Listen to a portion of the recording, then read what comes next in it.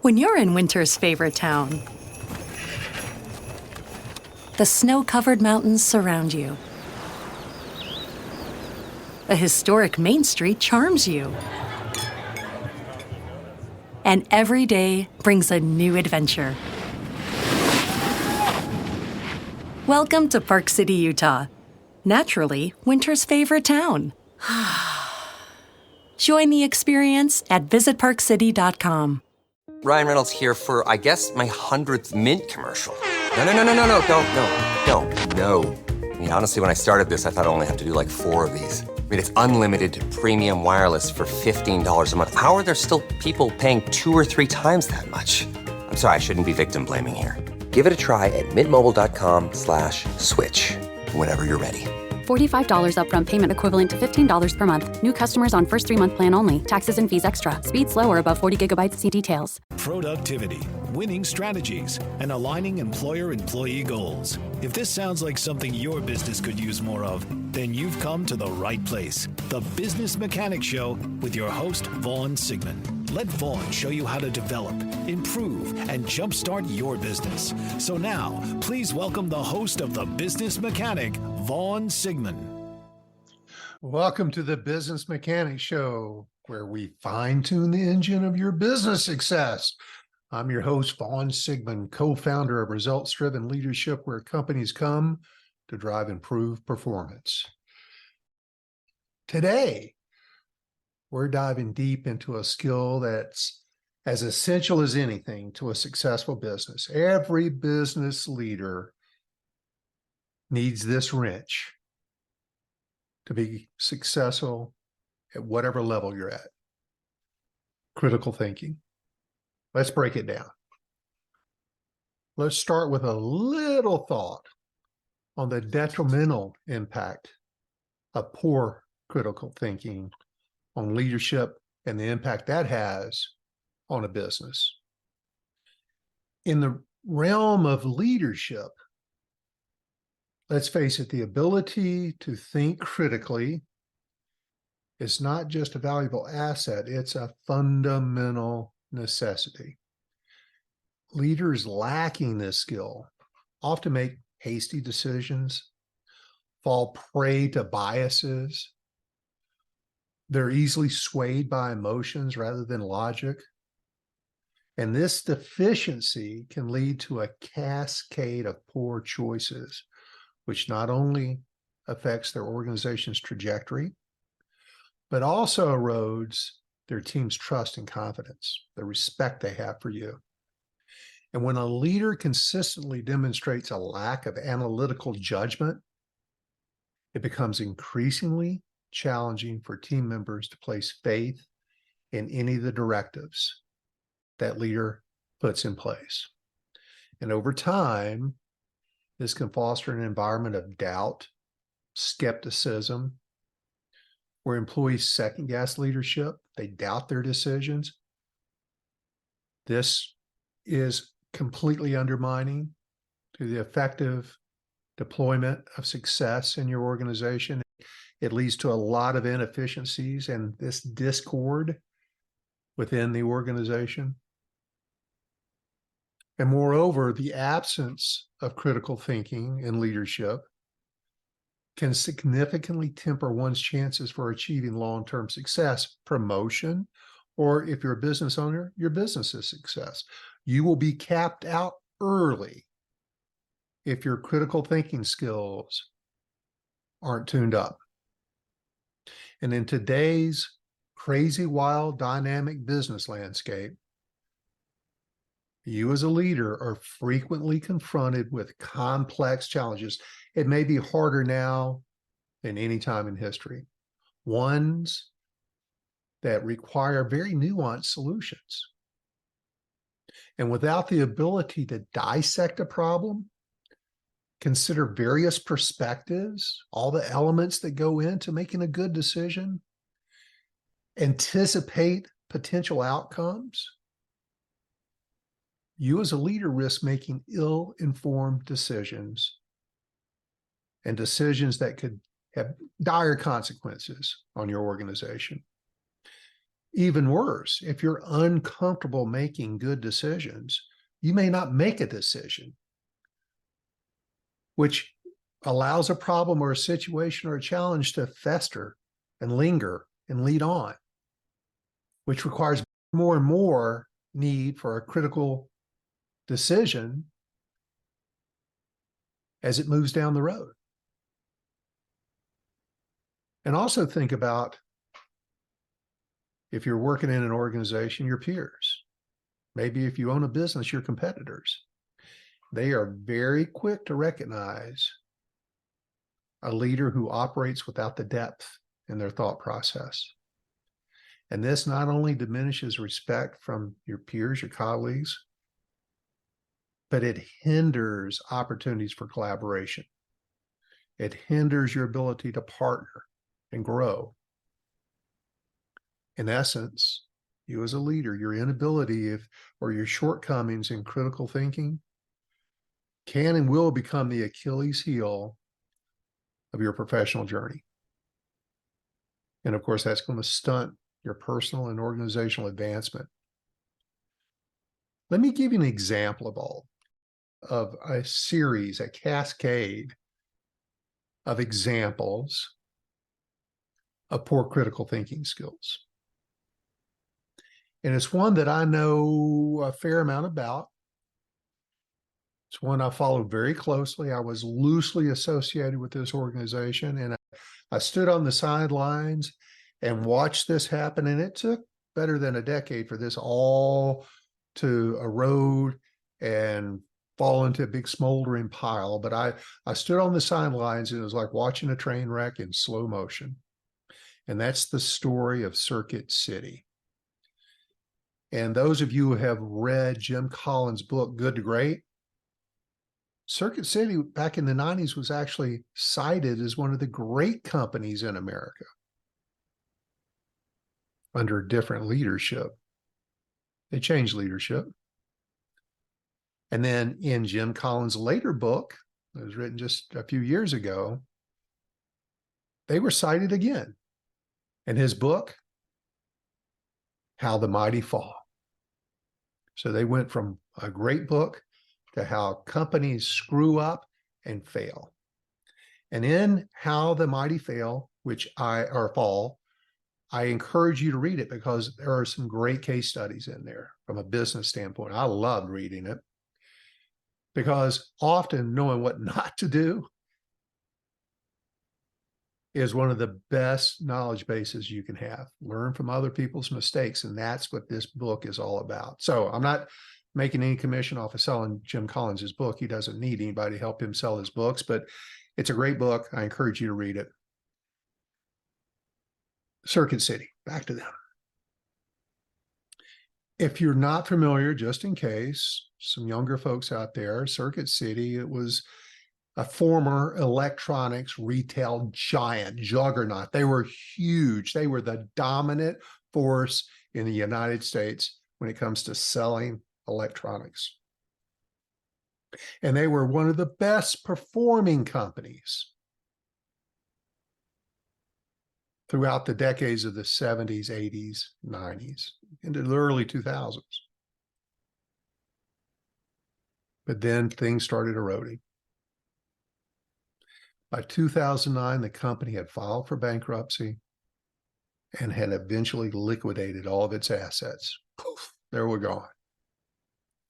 And let's talk about some of the critical decisions that contributed, the factors that contributed to the downfall of Circuit City. Now, in Collins' book, he breaks the downfall of companies into several categories. And he identifies the steps of which they set themselves up for failure. And the first one was hubris, born of success. Circuit City became complacent. They became complacent. I watched this happen. It was very obvious, except for the people running Circuit City. They became very complacent due to their earlier success. Again, they were the juggernaut. They were that 900-pound gorilla. And the company believed that its past victories guaranteed future success. They were too big to fail. And that led to an arrogance that made them resistant to change and to look around themselves and adapt to the evolving retail marketplace. Customers' shopping habits were changing. Circuit City had a very antiquated shopping process that was very cumbersome, but why change? We're the biggest and the best, so they didn't. The second point that Jim Collins makes that's common with each of these companies that failed was an undisciplined pursuit of more. Undisciplined pursuit of more. The company expanded rapidly without a clear strategy. They were just opening as many stores as they possibly could. They were very aggressive, and they lost the sight of importance of choosing good real estate in markets that were going to continue to provide them customer growth. And this aggressive expansion that also made Circuit City not as special and diluted the brand. And because of their size, and they weren't built from an infrastructure standpoint to handle all these locations, they hadn't put that in place. It really strained the resources. The seams were starting to break. The next category that companies fall into when they fail is denial of risk and peril. As competitors like Best Buy began to gain market share because they had a better customer experience, far better. And just for you young folks that never had the honor, the privilege to shop in a Circuit City, they didn't stock a lot of things on shelves. They had a display model, and you took a tag over to a front desk, and they had a warehouse in the back of the store. And they had this conveyor belt that ran from the warehouse out to the checkout stands.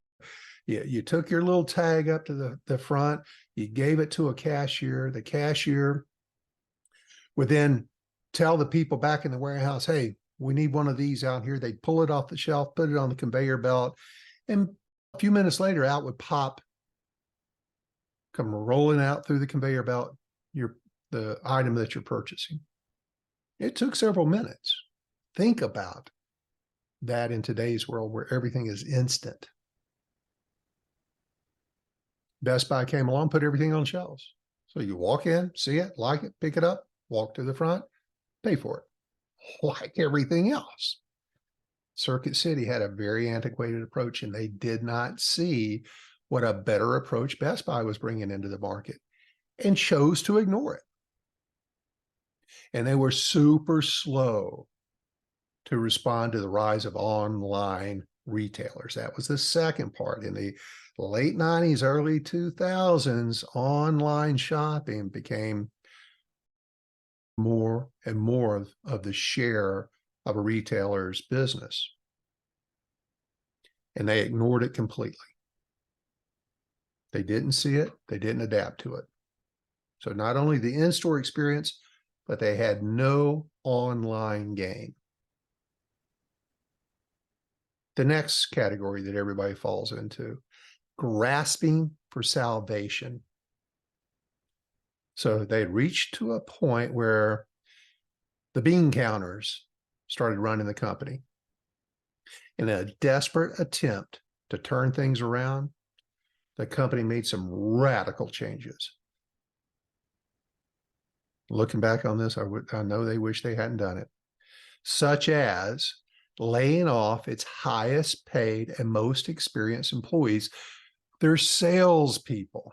See, when you walked into a Circuit City store, they actually had people who would guide and recommend and help you find exactly what was right for you. And it was these people that drove the decades of success Circuit City had. But all of a sudden, they looked around and said, wow. And this, again, is in the early 2000s. So in relative terms, you have to do the math. These people were making $15, $18 an hour in a world of $5.75 minimum wage. So they're making 3 times, sometimes 4 times what other employees were making. And so that becomes a big old target when I'm trying to cut cost. So they took their best people, took their best brain trust. They took the people who was driving what success they were experiencing, poof, gone. And this decision just made a bad thing even worse, because that was the only last vestige of a competitive edge they had. And it really hurt their reputation too, because that hit the news media. They were really looked down upon for doing what they did. The next category that Collins laid out, capitulation to irrelevance or death. And so once they reach that pinnacle, there's a no turning back point in a company's demise. This happens in teams too, folks. Unable to recover from previous missteps and adapt to the changing retail environment. Circuit City eventually just, there was nothing they could do to change it. And I can give you some other decisions outside of, this was one that everybody just, I scratched my head. Anybody that had any kind of business acumen, another really bad decision in grasping for salvation. Best Buy introduced what's called white goods, appliances, major appliances. And Circuit City had major appliances, but they couldn't compete price per price. So those margins on their, what used to be a big volume, hundreds of millions of dollars for them, they decided to get rid of because they were getting skinny margins on it. Okay. But there's this thing called cash flow in any organization. I would think that a company as big and as experienced as Circuit City would have thought this through, but from the outside, it doesn't look like they did. And what did they replace all this floor space with? CDs and DVDs. So they took $3 and $4 and $5 and $600 retail items and replaced them with $5 and $10 and $15 retail items. So that same square footage in their store produced a fraction of income at about the same margins. Bad business decision. That's one that I've still scratched my head. Who came up with that? In analyzing Circuit City, this serves as a cautionary tale for businesses. You always need to be looking over your shoulder. You need to respect what the competition's doing. You need to be humble. You need to have disciplined growth. And their whole story is just a really strong reminder that even the best, and there's a book full of these, y'all, that Blockbuster's another one. It's a great reminder that even the mightiest companies can fall and fail if they fail to recognize and address their vulnerabilities. And very often their vulnerabilities come from a changing market. And you've got to adapt with that. That's critical thinking on a very large scale. Now, let me break down what I think is going to be helpful to anybody that wants to work on their critical thinking skills. Did some research on this. There are multiple elements that go into the process, and it is a process of critical thinking. And let's go through these. And I want you, based on some of the examples I shared, the key points I make of this process, and see where Circuit City failed to utilize all the elements of critical thinking. Now, don't worry about writing any of this down. It's a lot. This whole process, it's a lot. I'll put a link in the show notes right at the very top where you can click on it and download an infographic that contains all this information. It's bulleted, but you'll get it. You're smart, you'll get it. And I've created yesterday this infographic just for this podcast. And it incorporates all the things I'm sharing with you today. It's a handy tool. It can be a ready reminder as you're upskilling yourself. Okay, another point. Did you know that critical thinking isn't just a God-given talent? Well, it's not. It can be learned. It can be developed. It takes time. Some develop faster than others, depending on your level of smarts and your willingness to make decisions. And what I like about what I'm sharing today is I can break down a understandable, tangible approach versus it just, as is often believed, just to be a God-given talent. This does not come easily to some, but it can come to most. So let me lay out the layers of the process. Breaks down into some key categories: who, what, where, when, why, and how. Who, what, where, when, why, how. Yep, I bet you've heard those before. Those open-ended questions, they apply to a lot of things, especially in leadership. Let's talk about the who. First up, let's talk about who.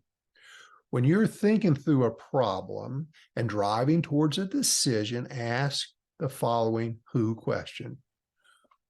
Who really benefits from it? Everyone from the boardroom to the break room. But you also have to ask, who might find it challenging? Likely it's those who have never been encouraged to question or challenge their beliefs, that are resistant to change. And when we think about the key players in promoting critical thinking, it's our educators, our mentors, and of course, our leaders like you. And in today's society, I believe we're coming up short in helping to teach people how to think. I'm helping you to break down the elements of how to think today, critical thinking. We're really good at teaching them what to think. However, that is not so great in leadership. That just makes them more dependent on you. So let me hit just a couple more bullet points on who. Who is this harmful to? Who makes decisions about this? Who have you heard discuss this? Who would be the best person to consult on this? Who will be the key people in this? Who deserves recognition for this? Those are all the elements that go into just the who part of it. Now let's move on to what. What is critical thinking? The what in critical thinking? It's the ability to evaluate information, make informed decisions, navigate complex situations. What's the best case scenario in the what, when we apply it, is making decisions that drive for a positive outcome. What's going to be effective? What are the strengths? What are the weaknesses? What is another perspective? Have we thought of everything? What is another alternative?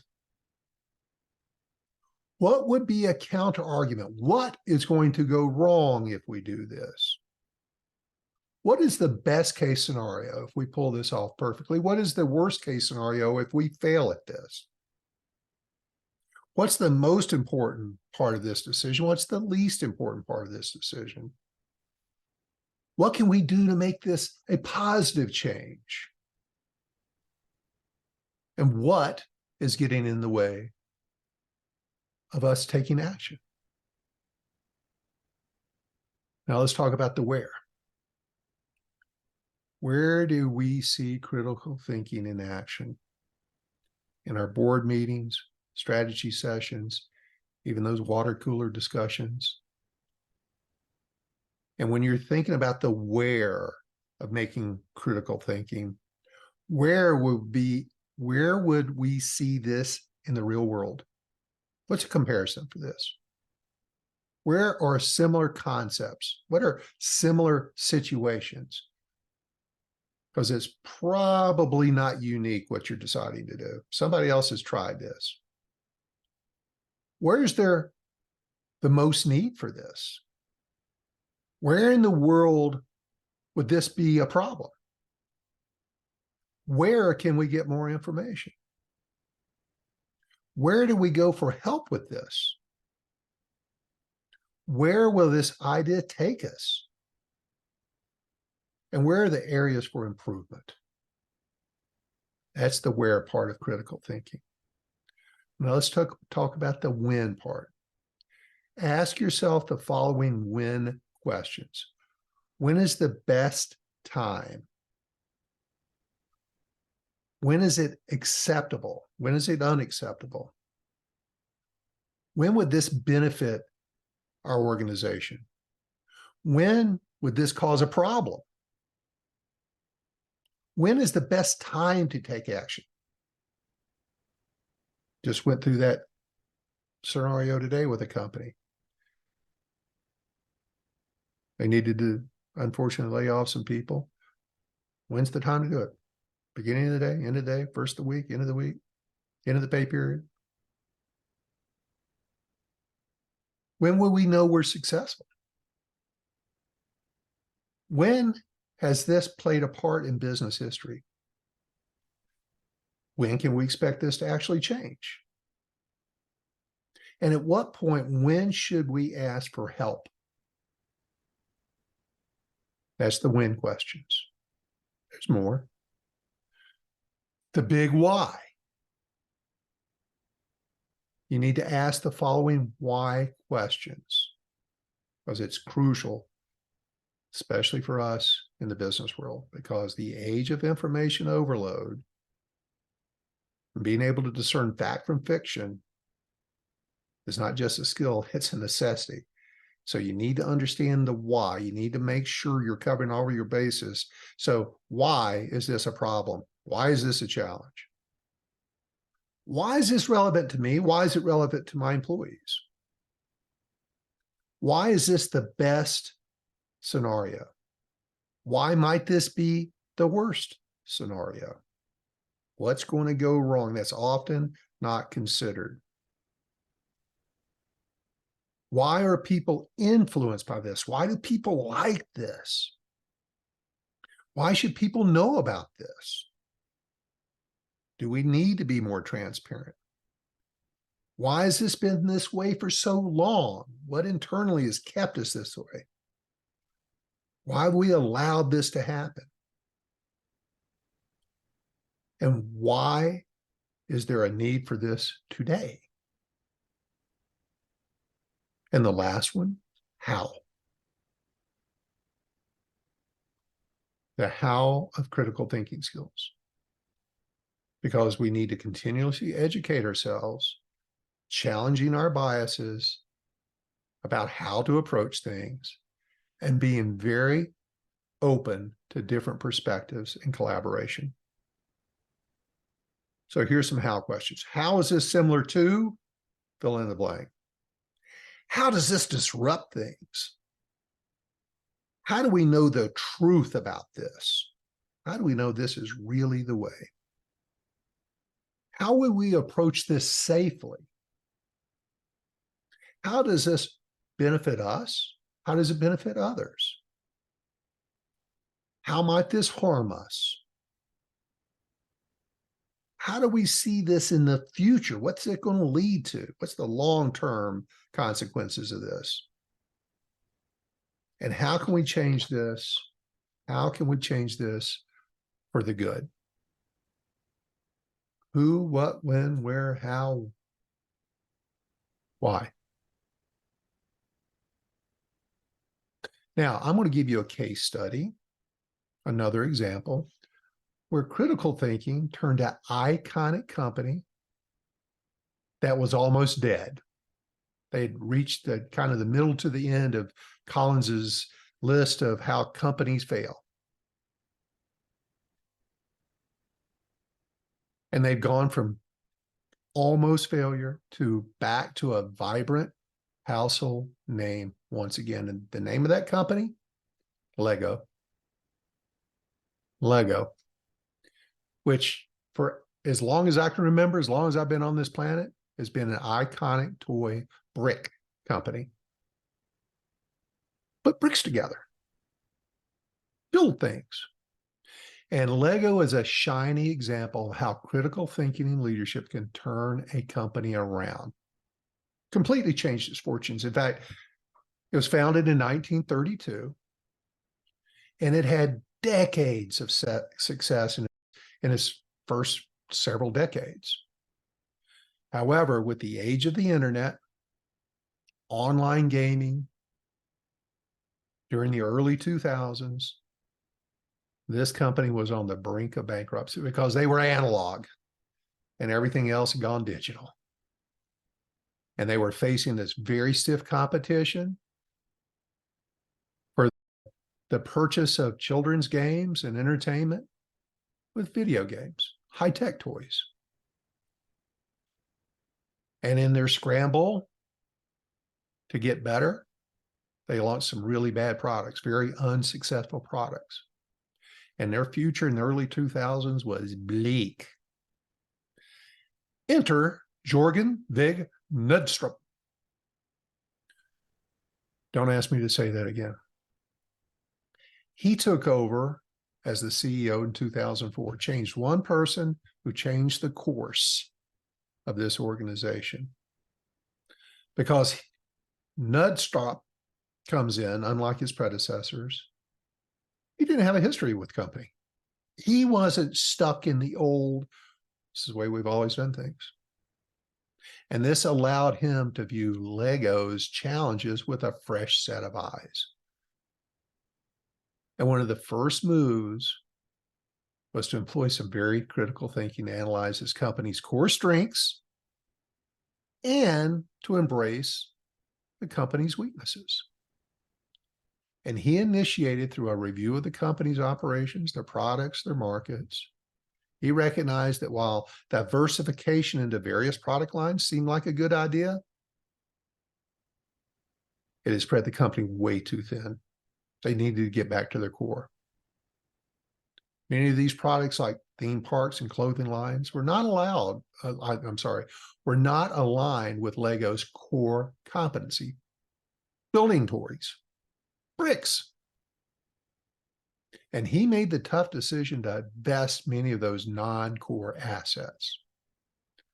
Furthermore, he and his team engaged in a very deep research into consumers' thoughts and needs. He needed to understand what kids thought and what these kids' parents truly valued about Lego. Because in the end, it's the kids and the parents are going to vote for their success or not, vote with their wallets. And during this discovery, they uncovered that while digital entertainment was a keen competitor, it could also be an ally. What? And this insight, this critical thinking insight, led to the development of successful video games based on Lego themes. And they bridged the physical analog and the digital play together. And another critical decision was to engage with Lego's passionate adult fan base. Nostalgia. They had many thousands, millions of influencers called parents because of the value these brand ambassadors brought to the organization. Let's play on that. That's a strength. And that led to the creation of advanced building sets and collaborative projects with adults. And under his leadership, they went through a remarkable transformation. In fact, by 2015, they had surpassed Mattel to become the world's largest toy company in the terms of revenue. And this story, their success story, failure to success, underscores the importance of critical thinking. That CEO went through the who, what, where, what, why, how, when. He went through all that. And he was very objective. He assessed the situation, understood what the customer wanted, not what they've been doing forever, but redefined, reorganized the company to fit what the customer wanted. And he focused on his core strengths, brought his company back to its core. And again, if you want these tools I'm talking about, this free infographic, just click on the link. It's a PDF. You can download it. It's yours. Enjoy. If you have any questions, reach out. So let me start wrapping this up. Critical thinking, goes without saying, is an invaluable skill that allows us all as leaders to navigate the complexity of leading companies and teams. And by asking the right questions and being open to different perspectives, we can make more informed decisions. We can understand complex issues, and we can engage in meaningful discussions. Collaboration is often key to this. And whether you're just beginning your business career or you're much further down the road, cultivating your critical thinking skills, no doubt, serve you well in all areas of life. So whether you're a seasoned CEO or just starting out in the business world, cultivating your critical thinking skills will set you on a path to success. Well, that's a wrap on another episode of the Business Mechanic Show. If today's content resonates with you, then you're going to love what we have to offer. For those of you who are ready to take your business or personal career to the next level, we have an array of training and coaching services tailored just for you. From performance coaching designed to enhance your potential, to executive coaching that guides leaders to steer their ships towards greater success. Are you in sales management or looking to fortify your leadership acumen? Dive into our sales management training and coaching. Not only will it sharpen your strategies, but it will also provide you an ROI that's undeniable. Remember, the best investment you can make is in yourself and your team. For those seeking flexible learning options, we're excited to share our online and in-person management leadership classes. These aren't just your typical courses. They are meticulously crafted, ensuring that they align with your unique needs and aspirations. And the best part, prices start at just $47 per month, making top-tier coaching and training accessible for everyone. Your growth, both personally and professionally, can have a ripple effect, the one I call the transformational triangle of change. The skills you learn, the perspectives you gain, and the efficiencies you create can translate into increased revenues, more cohesive teams, and an enriched company culture. So why wait? The potential ROI on this investment isn't just in dollars, it's in the progressive future you're carving out for yourself and your organization. Thanks once again for tuning in, and remember, every business needs a tune-up every now and then. Let the Business Mechanic Show be your guide. Check out our website, rdltraining.com, to discover more details on our programs and coaches. We have a link in the show notes to guide you there. Until next time, we're out of here. Ryan Reynolds here from Mint Mobile. With the price of just about everything going up during inflation, we thought we'd bring our prices down. So to help us, we brought in a reverse auctioneer, which is apparently a thing. Mint Mobile Unlimited Premium Wireless. How to get 30, 30, bit to get 30, bit to get 20, 20, 20, bit to get 20, 20, bit to get 15, 15, 15, 15, just $15 a month? Sold! Give it a try at mintmobile.com/switch. $45 upfront payment equivalent to $15 per month. New customers on first 3-month plan only. Taxes and fees extra. Speed slower above 40 gigabytes. See detail. Ryan Reynolds here for, I guess, my 100th Mint commercial. No, don't. I mean, honestly, when I started this, I thought I only have to do like 4 of these. I mean, it's unlimited premium wireless for $15 a month. How are there still people paying 2 or 3 times that much? I'm sorry, I shouldn't be victim blaming here. Give it a try at mintmobile.com/switch. Whenever you're ready. $45 upfront payment equivalent to $15 per month. New customers on first 3-month plan only. Taxes and fees extra. Speed slower above 40 gigabytes. See details.